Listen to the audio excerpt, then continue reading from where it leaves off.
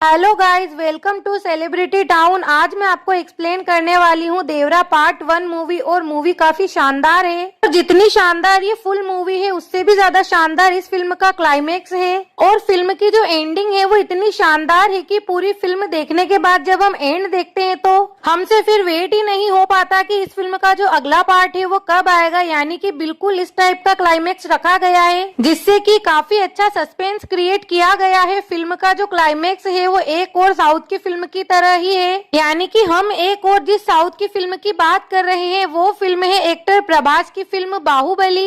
जिस तरह बाहुबली फिल्म का क्लाइमेक्स था सेम उसी तरह का क्लाइमेक्स इस फिल्म का भी है। तो चलिए स्टार्ट करते हैं इस फिल्म की एक्सप्लेनेशन। उससे पहले आप वीडियो को लाइक कर चैनल को सब्सक्राइब कर लीजिए।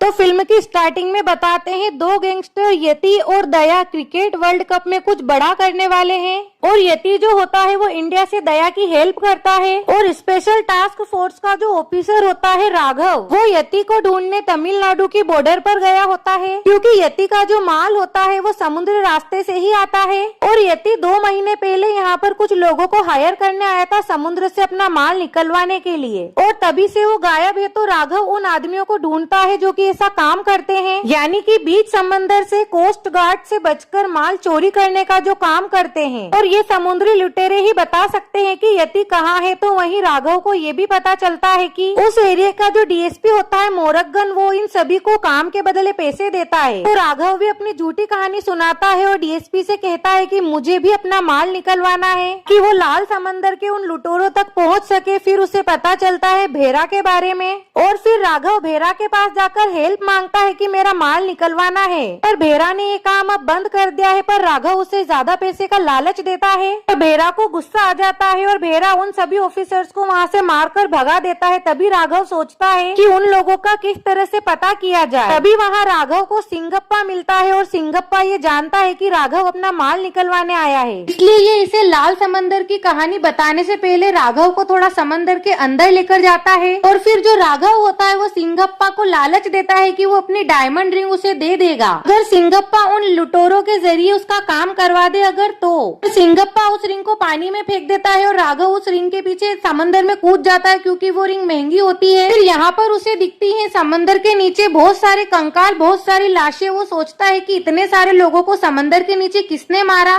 फिर सिंगप्पा जो होता है वो लाल समंदर के किनारे बसे 4 गाँव की कहानी सुनाता है राघव को। बताता है कि यहाँ के जो लोग हैं वो अंग्रेजों से भी पहले से यहाँ की देश की सेवा कर रहे हैं और कभी भी इन्होंने अंग्रेजों को समंदर के रास्ते से अंदर नहीं आने दिया। ये लोग वीरों के जैसे लड़ते हैं, सभी दुश्मनों को मार गिराते हैं। और फिर जब अंग्रेजों के वक्त में अंग्रेज समुद्री रास्ते से यहाँ पर लूटने आ रहे थे उन लोगों ने उन सभी को मारकर समंदर को पूरी तरह खून से लाल कर दिया था। और जब देश आजाद हुआ तो उसके बाद कोई ऐसा खतरा नहीं आया। पर यहाँ के जो लोग थे उनके पास कमाने के लिए कोई काम नहीं बचा था और गवर्नमेंट ने भी इन लोगों के बारे में कभी कुछ नहीं सोचा कि ये लोग क्या करते हैं, कैसे जीते हैं। इसलिए इन लोगों को अपना पेट पालने के लिए इलीगल काम करना पड़ा। स्मगलर्स जो होते थे वो इन्हें अपनी टेलिंग के बदले अच्छी खासी कीमत देते थे। और टेलिंग ये था कि वो लोग समंदर के बीच में से माल चोरी करके पहाड़ों पर ले जाते थे। और आज तक किसी को भी इन पर ना कोई शक हुआ, ना ही कभी ये लोग पकड़े गए थे। इन 4 गांवों के अलग अलग जो हेड होते थे वो अपने गांवों के आदमियों को लेकर चोरी करने के लिए निकलते थे। और देवरा जो था वो सभी से अलग था। वो बाकी के 3 गांवों को भी अपनी फैमिली ही समझता था और सभी को चोरी करने के बाद बिल्कुल सेफली ये वापस लाता था। और देवरा की सभी बहुत रेस्पेक्ट करते थे क्योंकि देवरा सभी की हेल्प करता था।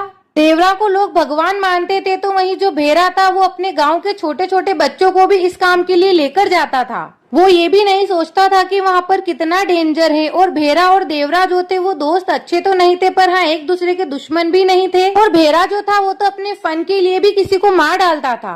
और जब ये लोग चोरी कर वापस आते थे तो देवरा कभी भी अपना सर उठाकर नहीं आता था क्योंकि देवरा को ये काम बिल्कुल नहीं पसंद था। तो वहीं देवरा की माँ और देवरा का बेटा जब तक नहीं सोते थे जब तक देवरा नहीं आ जाता था। और देवरा हमेशा अपने बेटे को अपने पूर्वजों की महान कहानियां सुनाता था कि कैसे उन लोगों ने बहादुरी से देश को बचाया है। पर जो देवरा का बेटा वरा होता है उसे तो देवरा की कहानी सुननी होती है, उसे पूर्वजों की नहीं बल्कि अपने पिता की कहानी जाननी होती है। पर देवरा अपने बेटे को बताता है कि वो गलत काम करता है, उसके पूर्वज जो थे वो महान और अच्छा काम करते थे और उसने खुद ने कभी उनकी तरह कोई महान काम नहीं किया। और फिर गांव में वो वक्त आया जबकि शस्त्र पूजा होती है और इस वक्त गांव में एक फाइट होती है और फाइट में हर गांव से दो दो लोग आते हैं, जो जीतता है शस्त्र उसके गांव चले जाते हैं। हमेशा ये फाइट देवरा ही जीतता है और इन्हीं चारों गाँवों में से रायप्पा होता है जिसके गाँव वाले नाव चलाने का काम करते हैं और वो लोग फाइट नहीं कर सकते, तो देवरा चाहता है कि इस प्रथा को हम बंद कर दें, हर साल एक एक करके हर गांव में हथियार चले जाएं। और जो भेरा होता है वो ऐसा नहीं चाहता क्योंकि उसको तो इस फाइट में फन मिलता है और ये देवरा को चैलेंज करता है कि ये फाइट जीतकर वो शस्त्र चाहे तो खुद रखे या रायप्पा को ले जाने दे। फिर फाइट स्टार्ट होती है, दो गाँव वाले तो हार जाते हैं, फिर भेरा और देवरा की फाइट होती है और इन दोनों की फाइट ऐसी होती है जैसे कि दो हाथी लड़ रहे हो, कोई भी एक दूसरे से हार मानने को तैयार नहीं होता। दोनों पूरी तरह से जख्मी हो चुके थे और इसी तरह लड़ते लड़ते सुबह हो गई। देवरा फिर भी अपने पैरों पर खड़ा था। हार तो भेरा ने भी नहीं मानी थी पर वो बहुत ज्यादा जख्मी हो गया था। इस तरह देवरा फाइट जीत गया और उसने जो शस्त्र थे वो रायप्पा को ले जाने दिए। तभी देवरा को एक सपना आता है कि उनका समंदर पूरा खून से लाल हो चुका है। ये सब देवरा ने ही किया है क्योंकि देवरा हमेशा फाइट को इग्नोर करता था, वो कभी खून बहाना नहीं चाहता था। पर ये सपना किसी बुरे वक्त का इशारा है। तभी गांव के लोग शहर जा रहे होते हैं तो चोर उन्हें लूटकर मार डालते हैं। तो इनमें से एक शख्स देवरा के गांव का भी होता है। फिर देवरा उसकी फैमिली का पूरा ध्यान रखता है। तो उस बच्चे की माँ जो होती है यानी कि वो जो मरता है उसकी पत्नी, वो अपने बच्चे को इस तरह का काम नहीं करने देना चाहती, पर शहर में भी लोग सेफ नहीं होते इसलिए मजबूरी में करना पड़ता है और इस ड्रीम से देवरा काफी ज्यादा डिस्टर्ब हो जाता है। और इधर स्मगलर मुरुगन का एक और माल आ रहा है जिसे की गाँव वाले चुराने के लिए एकदम रेडी है। पर देवरा इन्हें थोड़ा सतर्क रहने को कहता है क्योंकि कोस्ट गार्ड की सिक्योरिटी काफी बढ़ चुकी है। ये सभी पकड़े गए तो इनके परिवार का क्या होगा। पर भेरा के साथ बाकी सभी गांव वाले भी चोरी करने के लिए निकल पड़ते हैं। अगर कुछ हुआ तो यहाँ पर देवरा सब संभाल लेगा। पर रायप्पा देवरा को कहता है कि अगर वो साथ नहीं गया तो शायद ही इनमें से कोई वापस आ पाए। देवरा ही है जो उन सभी को वापस ला सकता है। देवरा को भी साथ चलना चाहिए और देवरा मान जाता है। फिर वही होता है जिसका कि देवरा को डर होता है, यानी कि कोस्ट गार्ड ने इन सभी लोगों को पकड़ लिया और वो जो ऑफिसर होता है वो इन लोगों की पूर्वजों की कहानी ही सुनकर बड़ा हुआ होता है। पर वो कहता है कि उन्हीं की जनरेशन है जो कि देश के लिए अब खतरा बन गई है। ये लोग बम, गन्स और ड्रग्स देश के अंदर लेकर आते हैं जिससे कि जगह जगह पर अटैक होता है और कई मासूम लोगों की जान जाती है और इन हथियारों से कोई भी सेफ नहीं है। तभी भेरा अपने हाथ खोल लेता है और बाकी सभी गांव वालों के साथ मिलकर उन ऑफिसर्स के ऊपर अटैक कर देता है।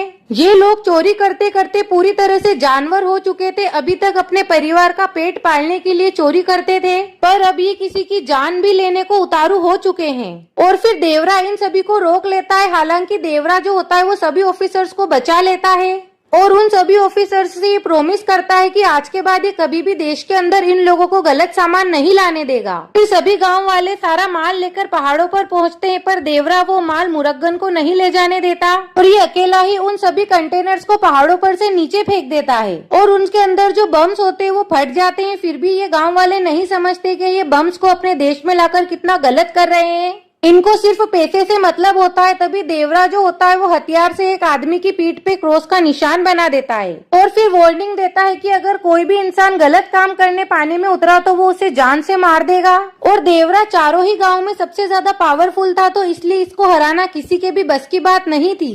पर फिर भी कुछ लोगों ने ट्राई किया कि वो लोग जाए पर देवरा ने उनकी भी पीठ पर क्रॉस बना दिया। इसलिए कोई भी ऐसे गलत काम करने के लिए समुद्र में नहीं जाता था, सिर्फ जाते थे तो मछली पकड़ने जाते थे। पर भेरा और उसके जैसे कई लोग देवरा से नफरत करने लगे थे क्योंकि उसकी वजह से उनका काम बंद हो गया था। इनके लिए देवरा दुश्मन बन गया था। फिर एक दिन रायप्पा की जो सिस्टर होती है वो अंधी होती है और वो सुसाइड करने की कोशिश करती है क्योंकि उसका मानना होता है कि उसके भाई के ऊपर उसकी शादी का बोझ है और वो अपने भाई को और परेशान नहीं करना चाहती थी। तभी भेरा अपने भाई से उसकी शादी फिक्स कर देता है और ये भेरा की चाल होती है ताकि शादी में देवरा आए और वो उसे जान से मार सके क्योंकि देवरा के होश में रहते तो कोई उसका कुछ भी नहीं कर सकता। फिर देवरा जो होता है वो शादी में पहुंच जाता है और जो भेरा के आदमी होते हैं वो देवरा को बहुत ज्यादा शराब पिला देते हैं पर देवरा फिर भी अपना होश नहीं खोता और भेरा जो होता है वो रायप्पा को बोलता है कि देवरा को मारने में उसकी मदद करे वरना अपनी बहन के मरने का वेट करे। और मजबूरन रायप्पा इस बात को मान जाता है। वो देवरा को कहता है कि कुछ लोग फिर से समुद्र में चोरी करने गए हैं। फिर देवरा नशे की हालत में ही वहीं पहुंच जाता है, पर वहाँ कोई नहीं होता तो देवरा थोड़ी देर रेस्ट करने के लिए बैठ जाता है। और यहाँ पर भेरा जो होता है उसने देवरा को मारने के लिए 40-50 आदमी बुलाए होते हैं, सीक्रेटली छुपा के रखता है और उनकी हेल्प एक गांव का हेड भी कर रहा होता है। तभी देवरा को पता चलता है और देवरा उन सभी को मार देता है। और फिर सब सुबह चारों गांव वाले यहाँ आते हैं तो देवरा वहाँ नहीं होता है और उसने उन सभी डेड बॉडी को समुद्र में लटका दिया होता है और एक नोट छोड़ दिया होता है कि देवरा समुद्र में इन सभी से दूर जा रहा है और देवरा अब तभी आएगा जबकि कोई गलत काम करने के लिए समुद्र में उतरेगा। और ये सब देखने के बाद कम से कम भी 2 साल तक किसी की भी हिम्मत नहीं होती है पानी में उतरने की। पर फिर भेड़ा के भड़काने पर कुछ लोग होते हैं जो कि फिर से पानी में चोरी करने जाते हैं, पर देवरा अचानक से समंदर के बीच में से आ जाता है और उन सभी को मारकर किनारे पर फेंक देता है। अब कोई भी चोरी करने नहीं जाता है कि पता नहीं कब देवरा आ जाए। और इस बात से भेरा को बहुत ज्यादा गुस्सा आता है और शस्त्र पूजा में वो फाइट का फायदा उठाकर भेरा के गांव वालों को बहुत मारता है। और एक आदमी को तो ऐसा मारता है कि वो कभी अपने पैरों पर खड़ा भी नहीं हो पाए। ये सोचता है कि शायद अब देवरा बदला लेने आए, पर फिर भी देवरा नहीं आया और फिर उसके बाद से इस शस्त्र पूजा में होने वाली फाइट को हमेशा के लिए रोक दिया गया। फिर भेरा जो होता है वो गांव के सभी छोटे बच्चों को ट्रेन करने में लग जाता है, अपने जैसी निर्दयी आर्मी बनाने में लग जाता है। और फिर इस तरह से कई साल बीत जाते हैं और भेरा अपने ही जैसे कई तरह के जानवर बना लेता है। और वो सभी लोग भेरा के सिर्फ एक इशारे का वेट करते हैं कि हम समुद्र में जाके देवरा को मार सकें। इधर देवरा का बेटा वरा भी बड़ा हो जाता है। ये दिखने में तो देवरा के जैसा ही होता है पर उससे बिल्कुल अलग होता है, बहुत डरपोक होता है और गांव के सभी लोग इसे डरपोक कहते थे। कोई भी इसकी इज्जत नहीं करता था जैसे कि इसकी पिता की होती थी। और वरा जो था वो अपने फादर यानी कि देवरा से बहुत नफरत करता था। उसका मानना था कि इतने सालों से वो एक बार उनसे भी नहीं मिलने आया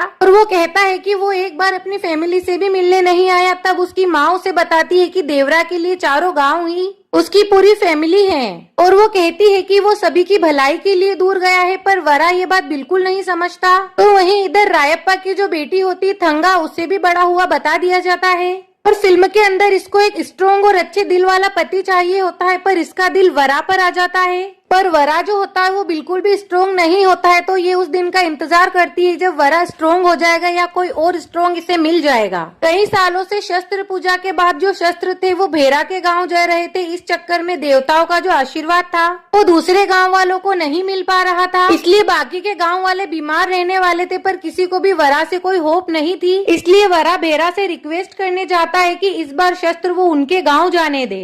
पर भेरा वरा को समुद्र किनारे जाकर रोने का बोलता है ताकि देवरा आ जाए और शस्त्र इनके गांव में ले जाए। फिर वरा इस फाइट के लिए मान जाता है और फाइट से पहले एक रस पीना होता है जिसमें कि वरा के दोस्त एक नशीली चीज मिला देते हैं, जिससे कि वरा जब फाइट करता है तो जब वो लोग वरा को मारते हैं तो वरा को कोई फर्क नहीं पड़ता, पर फिर भी वरा उन्हें मारकर गिरा देता है यानी कि उनको हरा देता है। और ये पहला टाइम होता है जबकि सबने वरा को फाइट करते देखा होता है। इस तरह से वरा फाइट जीत जाता है और शस्त्र अपने गाँव ले जाता है। पर अगले दिन ये सच सभी को पता चल जाता है और भेरा जो होता है वरा के गाँव वालों से अपना बदला लेना चाहता है। रायप्पा बोलता है कि भले ही वरा फाइट नशे की वजह से जीता हो, पर उसके अंदर खून तो उसके पिता देवरा का ही है। वो भेरा को कहता है कि अगर पहाड़ों के ऊपर कोई और देवरा खड़ा हो गया यानी कि वरा देवरा बन गया तो क्या होगा, इसलिए तुम वरा को कुछ मत करो, उसे ऐसे ही रहने दो। और फिर भेरा वरा को छोड़ देता है। तो वहीं भेरा के गैंग का एक लड़का जॉब करने के लिए शहर जाना चाहता है। भेरा ने इतने वक्त से इसको ट्रेन किया है देवरा को मारने के लिए, पर वो इस काम को छोड़कर जाना चाहता है। और जब वो जाता है तो भेरा अपने बाकी आदमियों को उसका शिकार करने के लिए भेज देता है और ये लोग उसे जानवरों की तरह मार देते हैं। फिर भेरा जो होता है वो अपनी गैंग के साथ समुद्र में जाने को रेडी होता है